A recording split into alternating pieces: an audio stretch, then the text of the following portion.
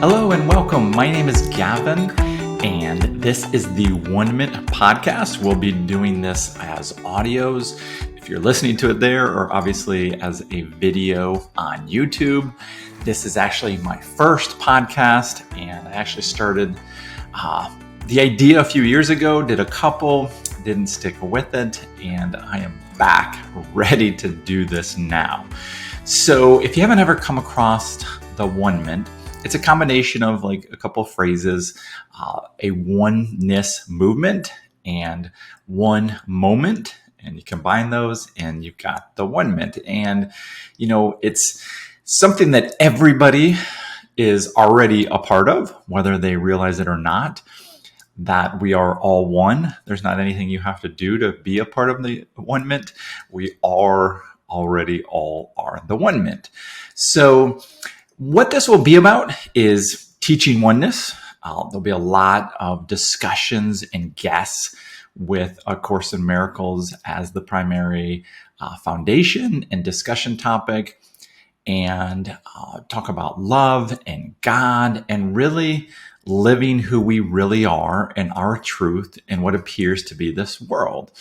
Discussions about illusions and about forgiveness and about, God and what it looks like to really embody that in physical form through what, appears to be your realness and what reality is, and getting through and dissolving the illusions, peeling back the layers and the veil towards truth, right? So letting in all the light, dissolving the darkness. I'm extremely excited to be doing this. It'll be in the form of a lot of interviews with people. Sometimes it'll be just me on a topic. Yet I will be going after, YouTubers and authors and podcasters, and we will dive into the subject of oneness. So I did a meditation the other day, made a list of like the people I'd like to interview. And I made a list of like people that I thought I might be able to, and that might be stretches, right? And then I meditated on like who should be, guided to do for the first interview. And it was unequivocal. It was David Hoffmeister. So I actually reached out to him, and he said yes. And I wasn't really expecting that. It was out of my comfort zone to reach out to him. And then, he was like, hey, I'm going to be gone for like over a week. I could do it today or tomorrow. And I was like, I wasn't even ready yet. But I decided to go ahead, do it the next day. And what you are about to hear is that interview. Ask him a lot of questions.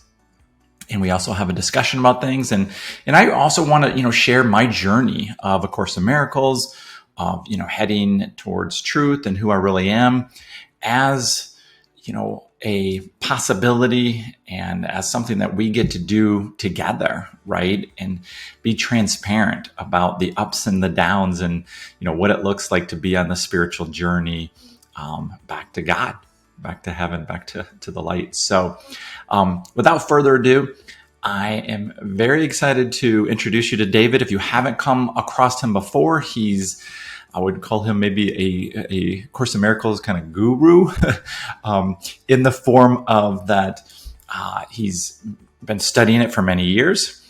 He's not a self-proclaimed guru at all. He would say that he's a mystic and describes himself as such. And he does a movie club every Saturday. I'd highly recommend to check out that and his books. I'll talk more about that at the end of this. Has thousands, it seems like, of videos on YouTube. I listen to him in the car nonstop, and I probably listen to him for thousands of hours, right? So without further ado, let's get into our conversation with David Hoffmeister. Hello there. This is Gavin, the one with the Onement podcast, and I am extremely excited to be with what I already consider my friend David Hoffmeister, but I just met him on this video literally minutes ago, and I'm extremely excited because I feel like he's been my mentor for probably going on a decade. I've listened to his videos for probably thousands of hours. I think I've read all his books. And I've kind of known for a long time that this conversation would be happening. So today is the day. And welcome, David. Thank you so much for being here. Thank you, Gavin. It's a joy to be here with you. And yeah, wow, to talk about oneness and onement in practical terms. What a fun way to live your life. It's just joyful. Absolutely. And, if people are on my channel, or a little explanation before this, but, just to share a little bit with you, the Onement is an idea I had. Well, not an idea, like something like almost like a calling that came to me, I feel like, from the Holy Spirit about 13 to 14 years ago. And it's kind of a play on words, the combination of a oneness movement, but then also the idea of one moment. And, really just sharing and teaching the idea of what oneness is and what that looks like. And definitely the foundation of through A Course in Miracles, which has been huge in my life. And that's how I came across you. Like, I've read just about every book I can come across on the topic, but always come back in your direction. And actually did a review on YouTube of your book, This Moment Is Your Miracle. Yes, I saw it. Yeah, did you? Gotcha. Yes. Yeah. So, and actually, my other videos don't get a whole lot of views, but that has 5,000 views. So, pretty fun. But absolutely. So today, just like we just talked about, want to just have a discussion, and I've come up with some questions that I felt guided to ask you when I came up with like this, knowing that I'm supposed to do this podcast. I asked Spirit, like, who should be the first? And it came back unequivocally, David, right? And I was, I had some, I'd say, lack of comfort around that. I was like, can we just ease into this a little bit with, something, but I was like, no, David's the one. So I reached out to David yesterday, and within like a half an hour, he said, absolutely. So thank you so much. So to begin, I'd just like to ask you, could you like describe, maybe talk about, even define what like oneness means to you? Well, I think I've always, in my spiritual journey, I started to realize many years ago through different teachings, and I'll call them non-dual teachings around the world. There's quite a few that you don't approach truth directly. You approach it through negation of everything that it's not, and then you're left with what it is. So actually, with oneness or or divine love or any of those things, God, I try not to try to come up with a definition, because I find that all definitions are basically of the ego, and there are ways that we grapple with things, but it's pretty much been kind of unlearning everything that I believe, and coming to a point of, that Jesus says in A Course in Miracles, he calls it atonement, which is really correction, which is really just seeing the false as false.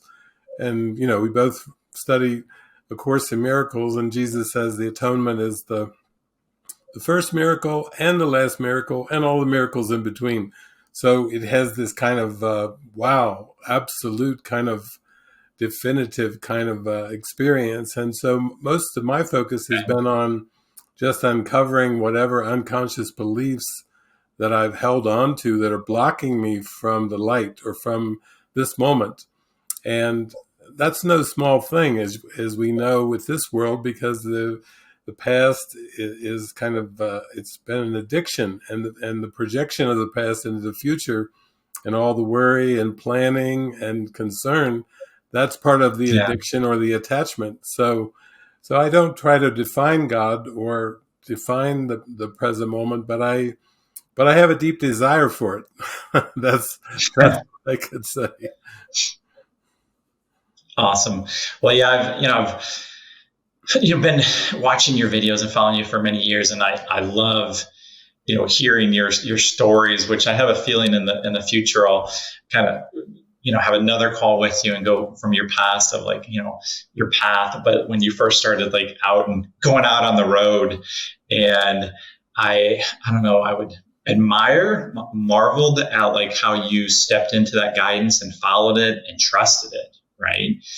And it's for me been this inspiration, but also just like, hey, this is what it can potentially look like. This is one other person as I perceive it, but I've so enjoyed watching you kind of be what you just discussed, right? So another question I feel like that I ask a lot, and to myself, or that I feel like people grapple with, is like, it really feels real that we're all separate, that that we're private, that we have private thoughts, that our bodies exist, and that the idea of oneness, it just seems so far-fetched. And I would ask you, like, why, like, how are we in that hole? Like, how does that happen? Why does that seem so real? Well, I think, there's a part in A Course in Miracles where Jesus says the ego is ingenious. So it's like a belief in separation, and then it's ingenious in the sense that it's good at covering itself or hiding itself. And the cosmos of space-time is the projection of the ego, the veil, you might say, drawn over the truth or drawn over the light. And it's quite a thick, maybe Mary Baker Eddy would call it mesmerism, or it's like a thick fog.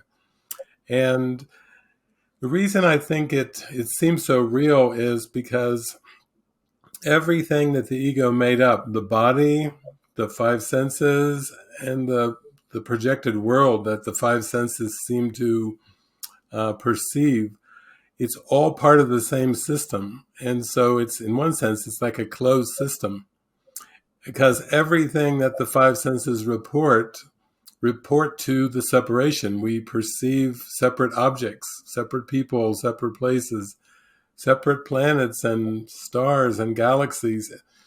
And everything about the projected world is part of this defense against the truth. So I've been very fascinated by the mystics and saints, the avatars, the saints in many traditions, and many of the Christian mystics, how they had a devotion to find God, but they started to go deeper into their mind, and what they found was revolting.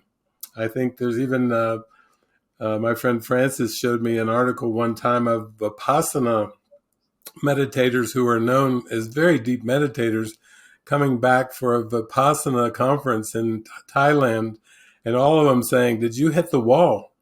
And they all said, "Yeah, whoa."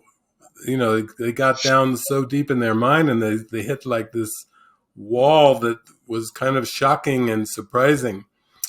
And so I think Jesus tells us, he calls it in the Course in Miracles, there's a ring of fear that's underneath this perceptual world, and that all of our learning about the world and all of our beliefs and assumptions are all part of the ego system.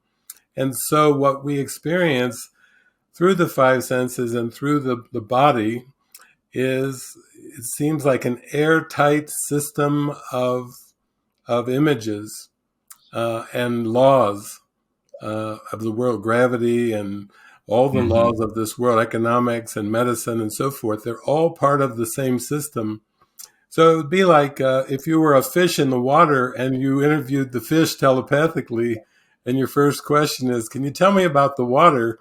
The fish might go, "What are you talking about?" Because it's so part of its experience that it maybe wouldn't even see it as something separate, because it's so conditioned to be part of the water that it wouldn't even it wouldn't know what you meant. Maybe what do you think about water? What are you talking about? That's lots of things resonate there. First of all, the wall. I know the wall very well. I feel like I've hit that wall numerous times, and it's interesting as you go deeper through the layers. You're like, oh, I'm making headway, and then boom, wall. And I feel like I've been on this path for a long time, at least consciously. I feel like unconsciously we're all on the path, whether we know it or not. Yet it's been really interesting. Looking at the fear, right? And noticing it. And the ugliness, the shame, all the stuff that comes up. It's when you really notice it. The first thing for me has been like, wow, like or in my early 20s, I considered myself very spiritual, but I felt like I had it all figured out, right?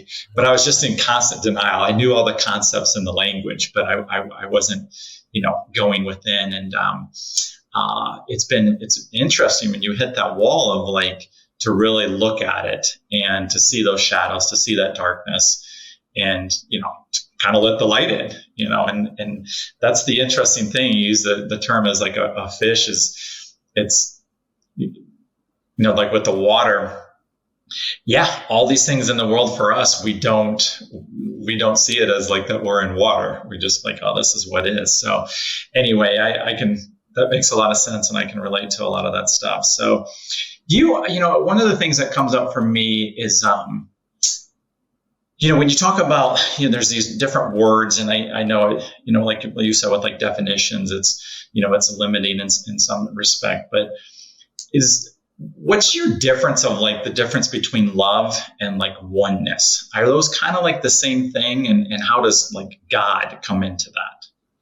Yeah, I think I would use love and God and oneness as synonyms, because to me, they represent like an absolute or an eternal essence, or a changeless essence that just is. Kind of like in A Course in Miracles in the workbook, Jesus at one point says, we say God is, and then we cease to speak. So you could put oneness. We say oneness and we cease to speak, or we say love and we cease to speak. To me, that's like an eternal, what I call eternal reality.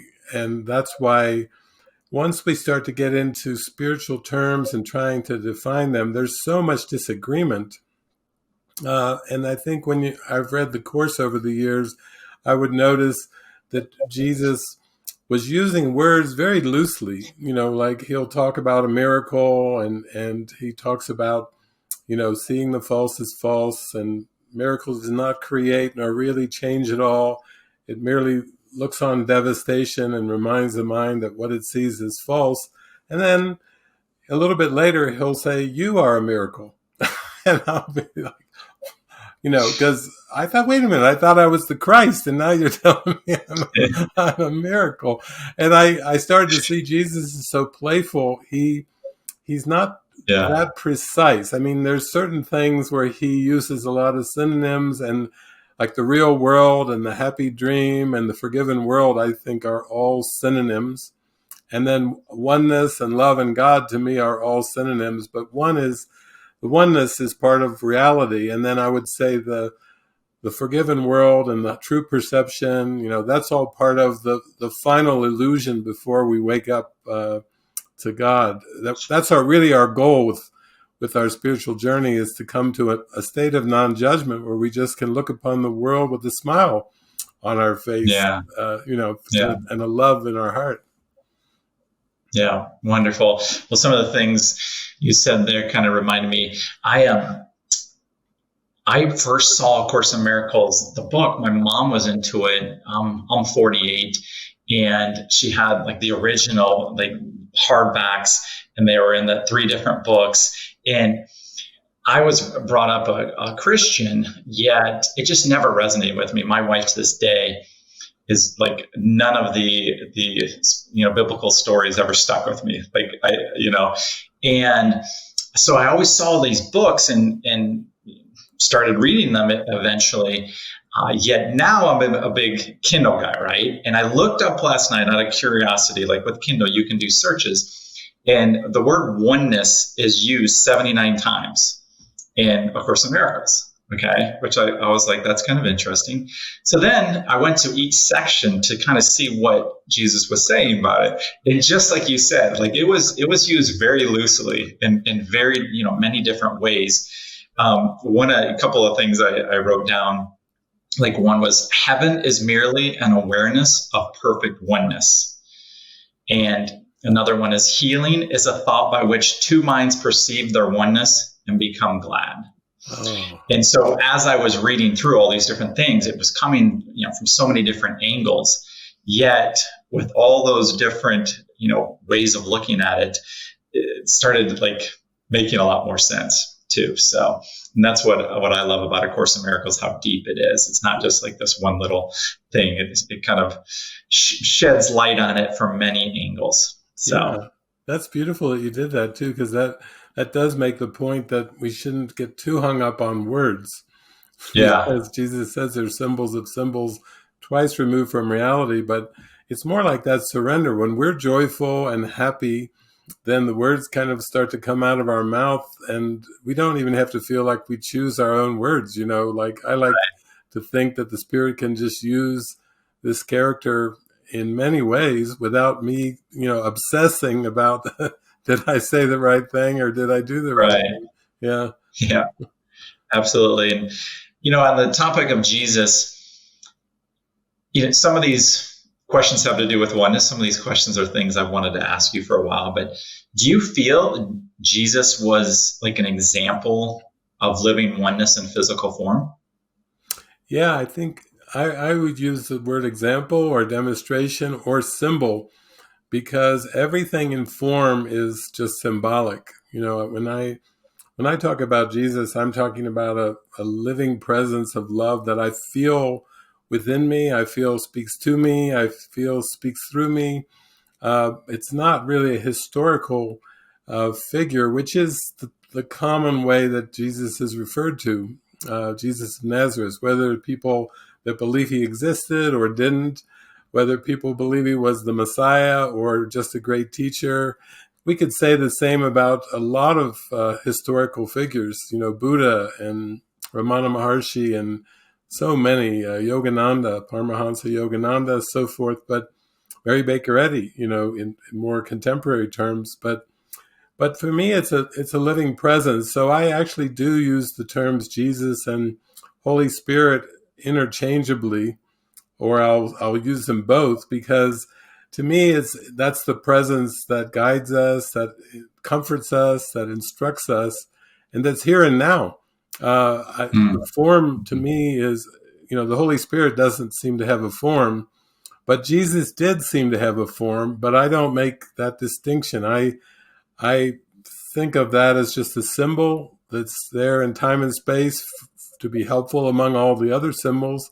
And I actually think of the presence as being here with me right now. So in the present moment, in the oneness, in the onement, that's where I find the presence of Jesus right there.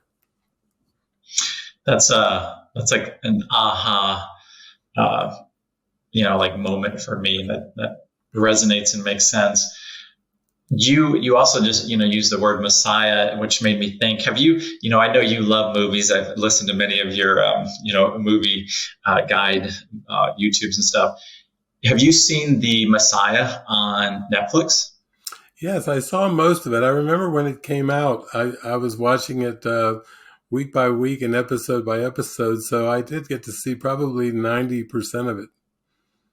It was just, I found it fascinating to where, how they were trying to depict it was the Messiah real or was he not? Was it, like magic, or was it just, was he a fraud? And I felt like they did a good job of what it could potentially look like in today's terms, right? Yeah. And then it was kind of found it, very entertaining. And then they decided not to do a season 2 because, I don't want to give any spoilers, but the way the last episode is, they leave you on a cliff the whole season, and then the last episode, the last few minutes, they take you off that cliff and really,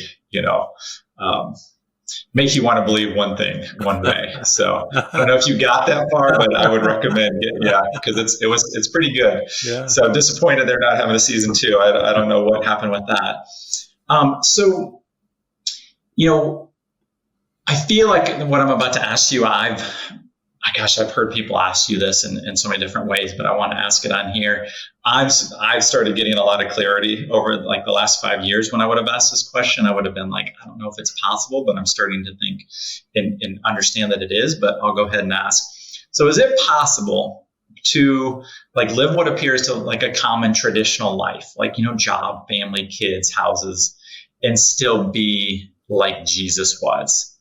And kind of another way to say that, if so, what would it look like living from oneness possibly these days in like traditional sense?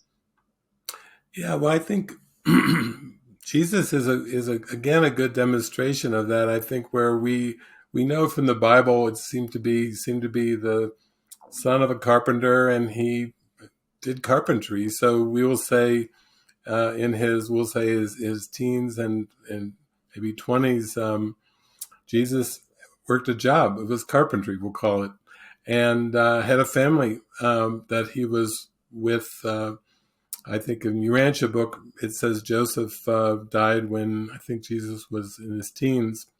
But there seemed to be brothers, sisters, and Mother Mary and so forth. And so anyone who comes to this world who believes in the ego, and everyone who does come believes in the ego, because that's what the definition of coming is, has to organize their life based on what they believe. And if they believe unconsciously in the ego, then that's a belief in lack. So that sets in motion all kinds of things, needs for intimacy, needs for survival of the body. And we have things like vocations, and we have things like earth relationships, interpersonal relationships.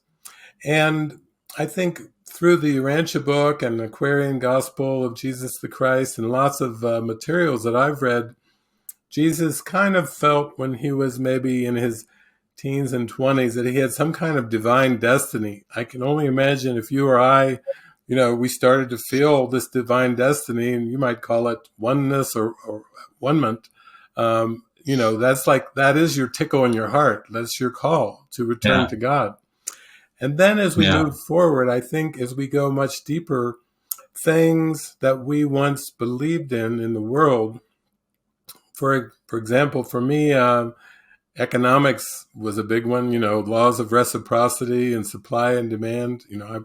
I was in university for 10 years. I took economic classes at the university level on supply and demand, and most of us know that just from living as a human being. We know what supply and demand is. We don't have to have a university course. But as we go deeper and we go into deeper states of mind, I think part of that deepening is that certain concepts, I'll call them self-concepts that are make-believe, start to fall away. And in a lot of spiritual traditions, they talk about the onion getting peeled. You kind of keep peeling the layers of the onion off to get to the core. And that core, I would say, is very pristine. So it still may look like you're a human being as you get in toward that core, but you don't experience yourself in that way. But others do. They see you as they know you from the past. Even with Jesus, in the Bible it says, there were no miracles in Nazareth because everybody said, hey, that's no Messiah. I know that kid. I know his mother, his dad, and I watched you grow up as a child. Don't give me this Messiah hooey, because I know you from the past. So I think I had a friend recently again ask me, because she watched a couple videos, was kind of like, can you be a CEO and be enlightened? And I said, well, no. And she said, oh, I don't know if I like that answer. And I said, well, I had a nice chat with her where I said, it's almost like if you just take away the things, like CEO is somebody who's in charge of a company, who manages people, who hires people and fires people, and who basically works a job, receives a salary and so forth for these tasks. I said, imagine that if these tasks and these concepts of what a whole bunch of them that are required to be a CEO, what if you started to see the falsity and you started to disidentify from the concepts?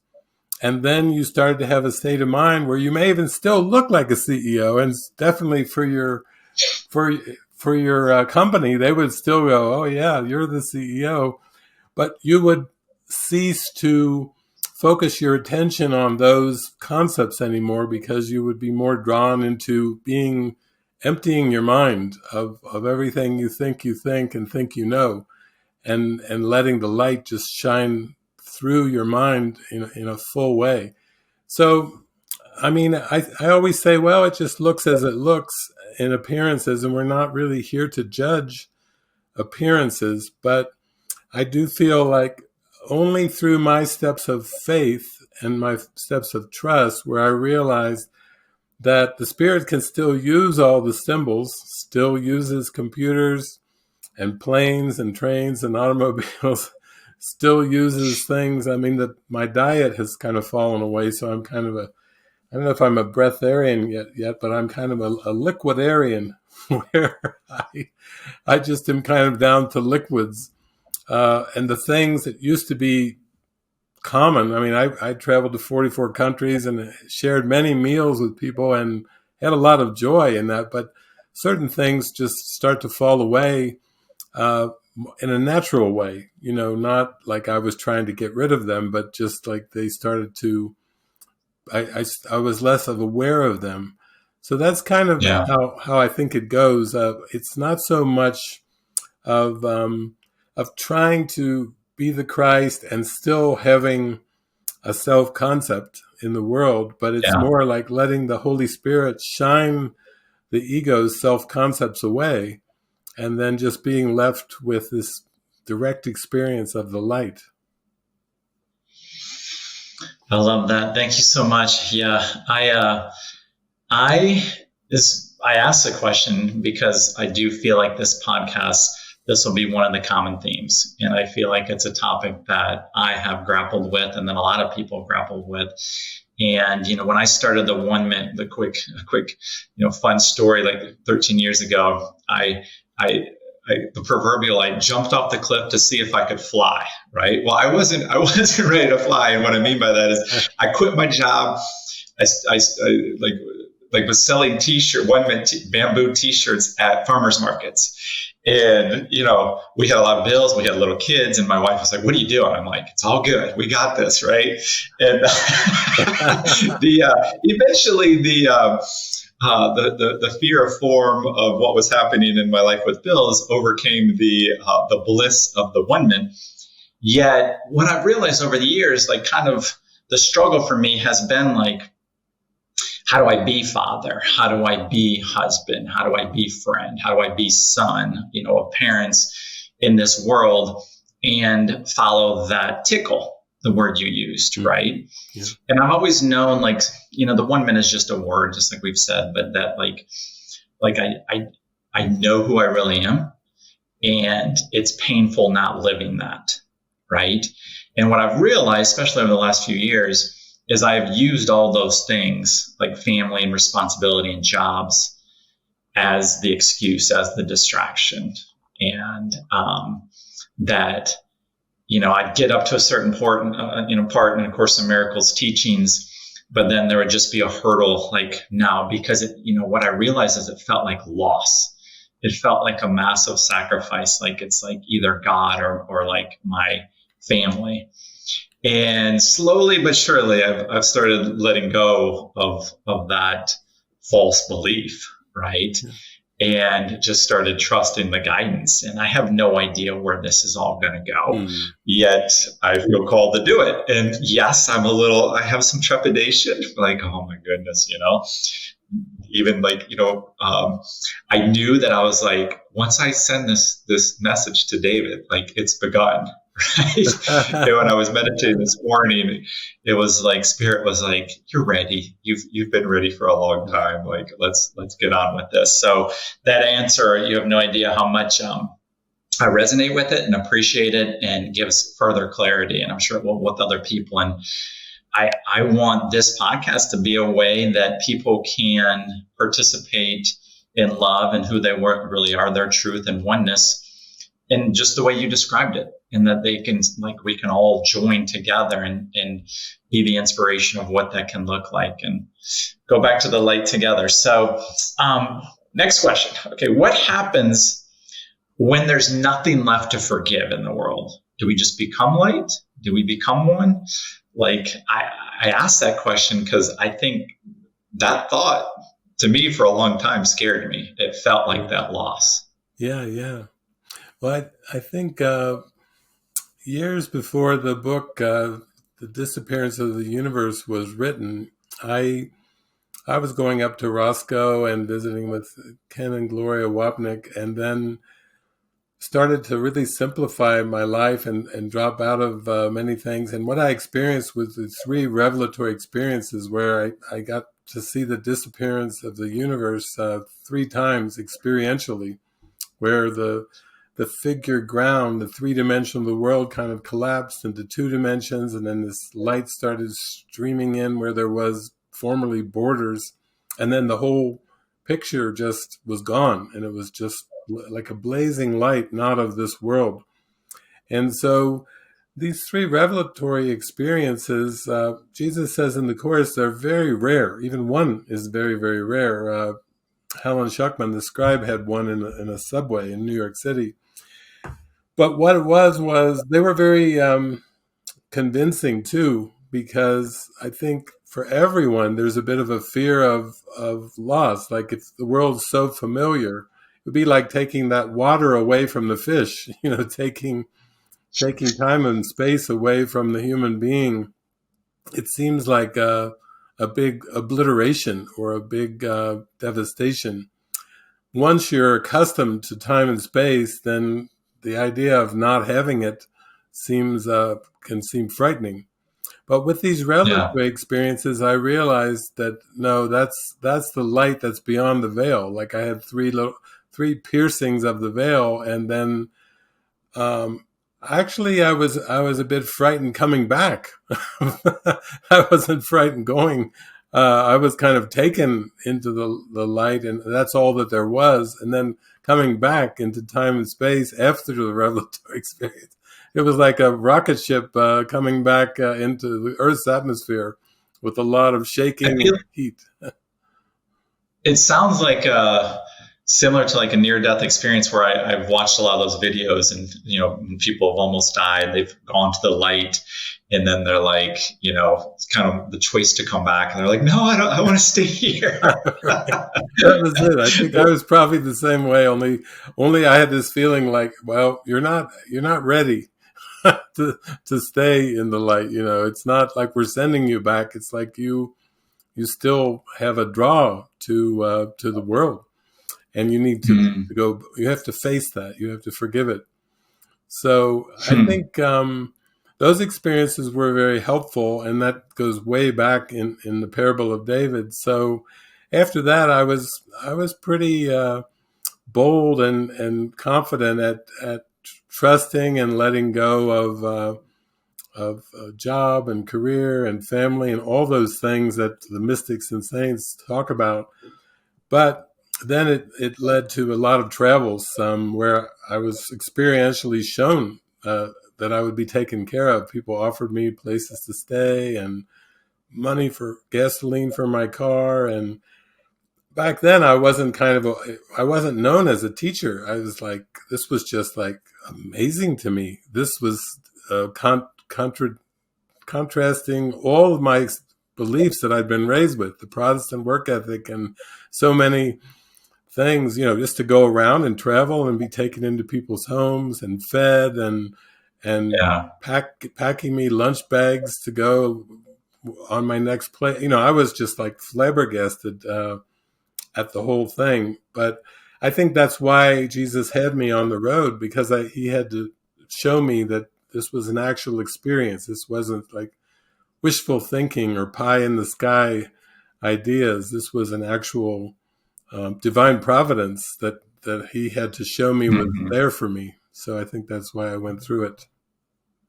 Sure. Well, even some of the things you said there with like family and stuff, like, to be transparent, I even like, just as we're talking, some of the things we're talking about, I'm like, oh my gosh, what if my wife watches this?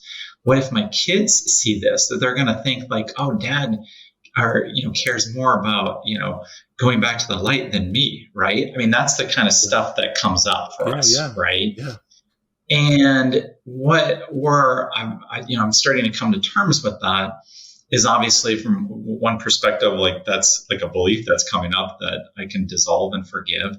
And also that like it's part of the divinity of like the oneness, and the perfection unfolding that like we all get to do together, right? Yeah. And so in the past, I would use a thought like that as like, no, I'm choosing my kids, I'm choosing my marriage to stay away from my truth, right? Because that it seems, what would be the word on like the earth level? It seemed like noble, yeah. right? Right. Yeah. And that like when I started realizing like I was thinking that way, like I could let that go too. And no way does it take away from like my love for them, my love for the life. It's been another interesting thing, David. Like I have a beautiful marriage and wonderful kids, and anybody who would look at like what I have would be like, this is the American dream. This is what people, this is what you strive for. And part of my journey that I'll be sharing with people is like, I've done it and I was empty and I felt like something was missing. And there's got to be more to this. And I thought if I would do this, I would be happy. And the more goals, the more striving, the more stuff, nothing ever satiated the appetite. Yeah. And I think a lot of people will be able to relate to that. Yet I kind of want to, share the truth of fears and what I feel like a lot of people can relate to. So all of these, with when you share your journey stuff and you share the parable of David, I love how you always put that.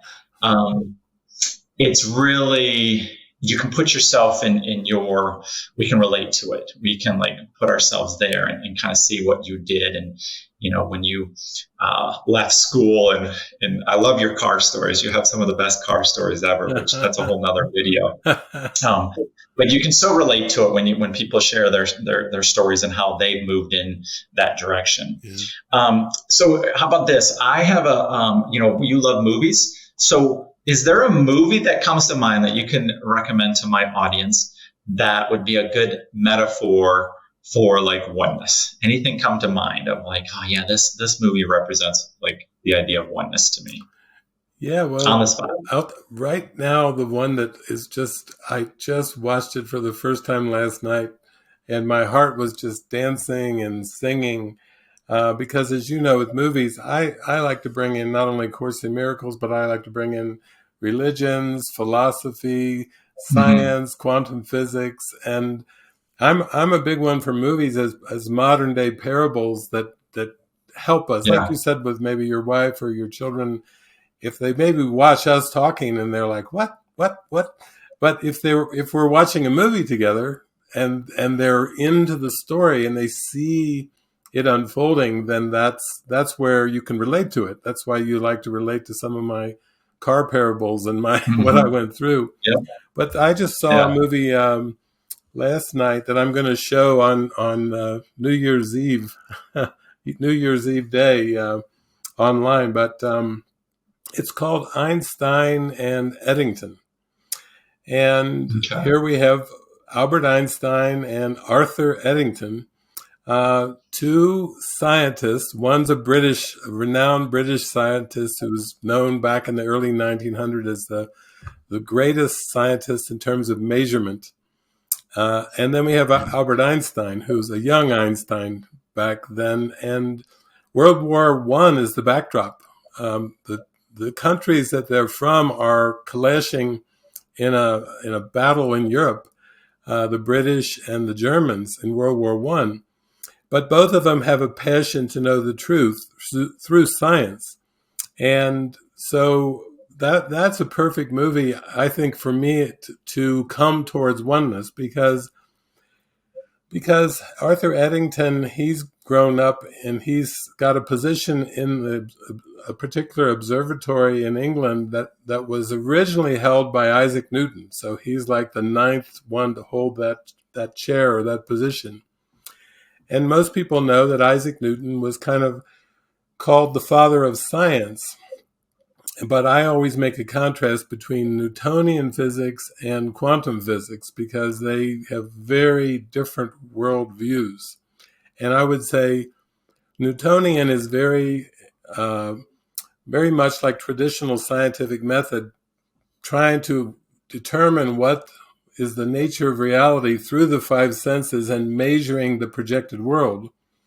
And Right. quantum physics is going inward into an experience of what's called the quantum field, where everything is energy and everything's completely connected. And so they're very different views of reality, very different worldviews. So if you wanted to watch something, it's a movie that came out in 2008, but Einstein and Eddington, it would be something that everybody could relate to, because Eddington is a Quaker. So he has a very simple, devout faith in God, and he's a scientist.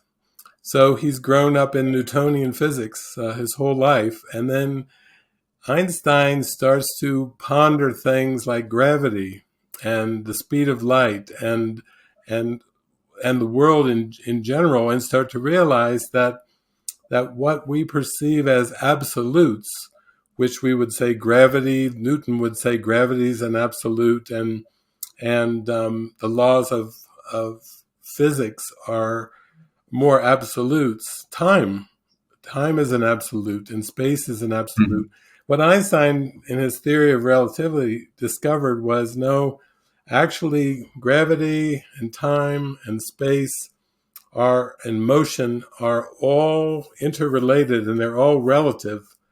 And we know the difference between relative and absolute. So one worldview is saying that what we perceive as the world and through our five senses as a human being, we would say there's certain things that seem to be absolute. Like it seems like for most people of the day, they assumed, including Isaac Newton, assumed that time is the same for you and for me. You know, it's right. And what Einstein says is no two people experience time the same way, and no two people experience the universe in the same way, which really is a good lead-in to A Course in Miracles for somebody who is maybe like your daughter someday says, "What's this oneness stuff?" And one meant, "Dad, it's time for me to, I've got some questions." And so you sit down and you watch this movie and you see two very different ways. One is more historic, is Newton, Isaac Newton, and one is so expansive that Albert Einstein is presenting an entirely different worldview. And I would say, from A Course in Miracles perspective, that God is reality. God is what's real and true. And the relative world that seems quite constant at times in terms of time and space. You know, we believe in countries, and we believe in the body and family, and, you know, these things. And the laws of gravity, you know, people could laugh and say, well, listen, the law of gravity for you it applies the same to me. And from a body perspective, that's actually right. But when you go much deeper, which Einstein did, you start to find that what Einstein was discovering and what Jesus is teaching in the Course are actually perfectly aligned. And that's what I like about a movie. I was just swirling with happiness and love, because I was like, here it is again. Jesus is just blessing me, showing me you got to go deep. But once you go deep enough, you start to feel the joy of coming toward the truth, coming toward the light. Yeah. It seems like the more I follow this path, the more almost every movie feels that way, right? Yeah. That there's like, I was supposed to watch the movie and something to learn, and these big ahas. So I'll look forward to that movie. And what's the movie thing that you all do? What's that called again? Well, We have a thing called Movie Watcher's Guide to Enlightenment. That's mwge.org, where, Yeah. yeah, you can go on there. There's a free part, and then there's parts where if you want to go on and look at movie reviews or even watch movies and with commentary. And then on Saturdays, I do like a movie workshop. So, for example, the range of movies this coming Saturday, which is what, tomorrow, I'm going to show Lego Movie with little Emmett learning how to expand and get over his unworthiness and help the superheroes learn to collaborate. Then the following week on Christmas Eve, I'm going to show called The Last Holiday, which is a Christmas kind of movie with Queen Latifah of being misdiagnosed as the terminal disease. Then she gets into all these miracles when she thinks she's only got weeks to live. And then I'm going to show the Einstein and Eddington movie on the 31st, the following Saturday, the last day of the year. So it shows you, like you, I think there's so many lessons coming in so many angles. And those are three very different movies in form, but, it's the same joy underneath. Well, I highly recommend it to anybody watching or listening to this to go find that and to do that, because it's one of my favorite things. I drive a lot, and so I'm constantly listening to you. And in fact, you always joke that in the beginning you used to use the Course in Miracles as like an oracle. I pop in David Hoffmeister and like a topic if I need an answer, and that's my oracle a lot. And then the movies have been great because, again, it's just something like I feel like you have a gift in how you can look at it from that A Course in Miracles angle also, and then make it so clear, right? I one of the ones I recently, like When a Man Loves a Woman, really enjoyed what you shared on that. So recommend it to people. Beautiful. And one of the last questions I was going to ask you, you already brought up like one of your revelation experiences and, what that was like. So you kind of already described that, but one follow-up question to that would be, immediately when you came out of that, I don't even know how to describe it. Did you immediately go, oh, wow, yeah, that was, or did it take some days and some time for you to understand what transpired? Well, when I was in it, I was just totally, it was so convincing and so expansive. It was the reentry part that was I think there was a bit of fear. I have to be honest, that came with seemingly coming back to the world. But I also knew it was a great gift. Like I had just had a gift. Somewhere deep inside, I must have asked for this. And somewhere deep inside, I must have been ready for it. So I had a sense of thankfulness and gratitude. Like, thank you, God, for kind of giving me a glimpse of where all this is heading. Because I think for many people, it's quite fearful, the idea of where all this is heading. I've worked with so many people in so many continents with the Course for these last 30 some years, that there was one woman who was going through the workbook lessons, and as she got to the final 5 workbook lessons in A Course in Miracles, she was terrified that when she did the last lesson, that the whole world would just disappear right there at number 365. It's Gary Renard's fault with Disappearance of the Universe, right? So yeah, I think I have more a feeling of gratitude with it right now. I think it really helps strengthen my faith to continue on and really go for it. Yeah. One of the things that comes up for me, I would use the phrase, you had the ultimate revelation. And I feel like all of us all the time, or not to like measure it, but are getting these mini revelations. And I've noticed over time that once you know something, once you remember something, once you've learned something, you can't pretend ever again that you didn't, that you know now.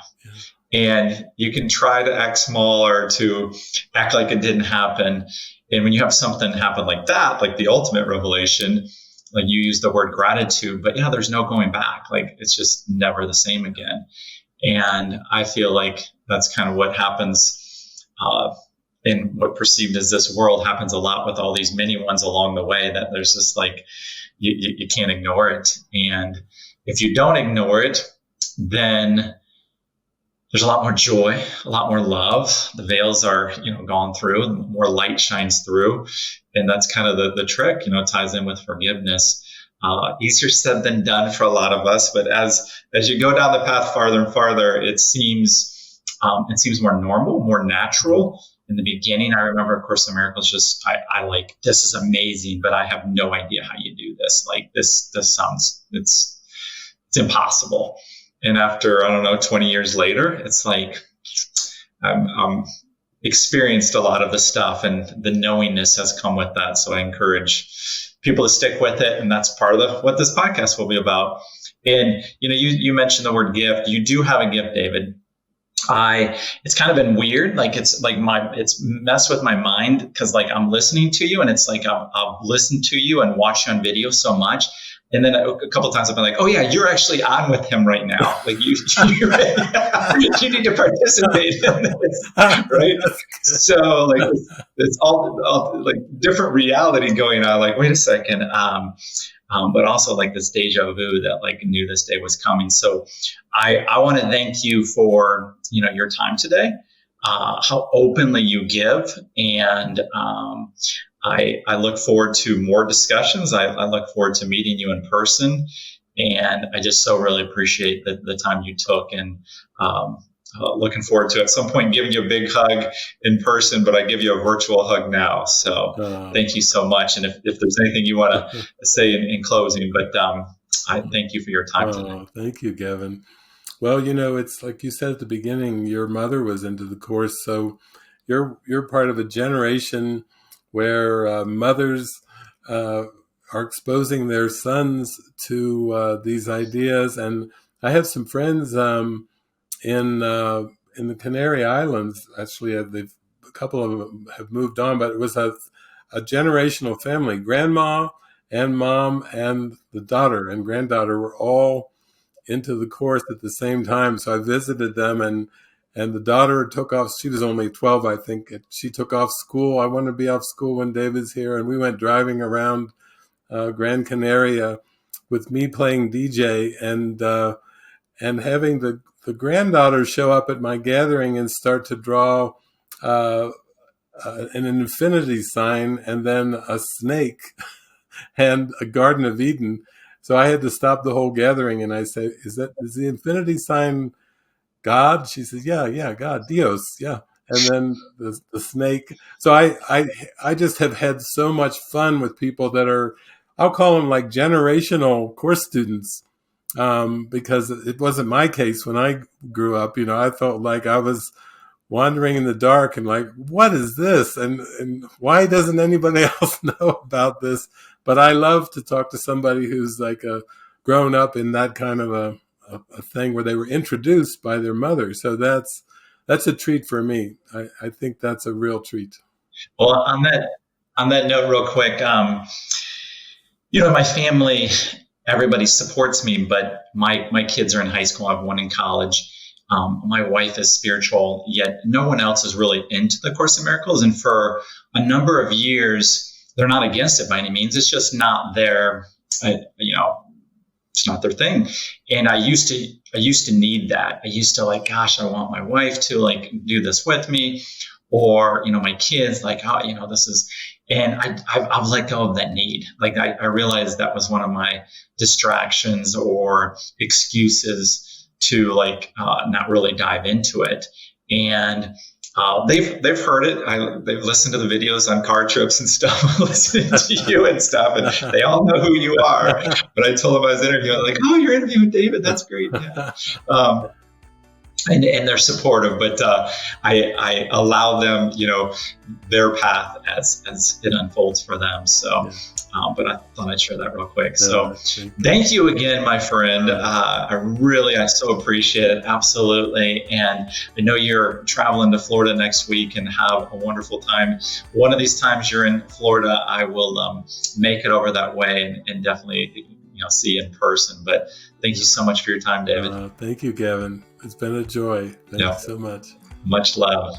Thank you. Okay, well, I hope you enjoyed this first episode as much as I enjoyed going through it. These were a lot of questions I'd always wanted to ask David.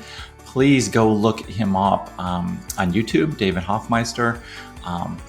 And I'll have links below of where you can find some of his websites, access to his books, and his YouTube channel.